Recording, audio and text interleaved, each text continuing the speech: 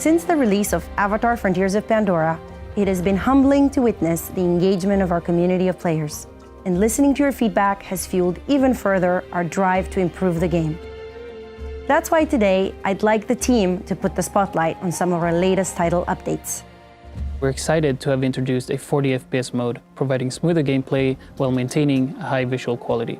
This feature will be available if you're using a TV that supports 120 Hz and 4K resolution. It's now easier to hit the weak points on M-suits, allowing you to stealth around like a predator and take out most of them in one hit. We have increased the time it takes for a unit to call for reinforcements, prioritized the closest, and ensured that only one unit will be making the call. We noticed that the low and medium combat difficulty settings were quite challenging for a lot of players. So we made some tweaks to make them more accessible, for example, by lowering the damage dealt by enemies. Not only have we increased the maximum riding speed of the dire horse, but we also made the riding speed be affected depending on what type of material you are riding on.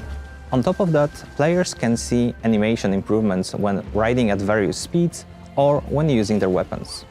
In order to make it more convenient to explore upper planes from the back of a dire horse, we made it possible to pick up certain harvestables without dismounting. Using the system interrogation device, or SID for short, is now more intuitive. We have added visual representation of the signal frequency, as well as a prompt feedback on the screen when pressing too hard or too soft. Your Navi senses helps you navigate through the world of Pandora. This has been improved. Harvestable material stats now display all skills and buffs when viewed within the Hunter's Guide and when expecting with your Navi senses. This allows you to plan for the perfect gear.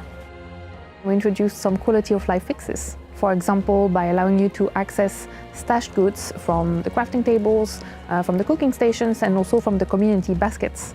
That means you no longer need to move materials from the stash to your inventory in order to use them. To keep you immersed in the game world, audio logs will now play it automatically when you pick them up in the open world. I woke up too early. And when it comes to Apex challenges, which are those mini quests that you complete to unlock Apex skills, we've also decreased their difficulty by removing or simplifying some of their conditions. Our engineers have added support for motion aiming with DualSense controllers. After enabling the new setting, players are able to fine-tune their aim with subtle movements of the DualSense controller. And finally, we have implemented a number of additional polish and quality of life improvements to various interactions and haptic effects throughout the game. We remain committed to the game and look forward to delivering to you even more content with our upcoming 2 story packs. Thank you, and see you on Pandora.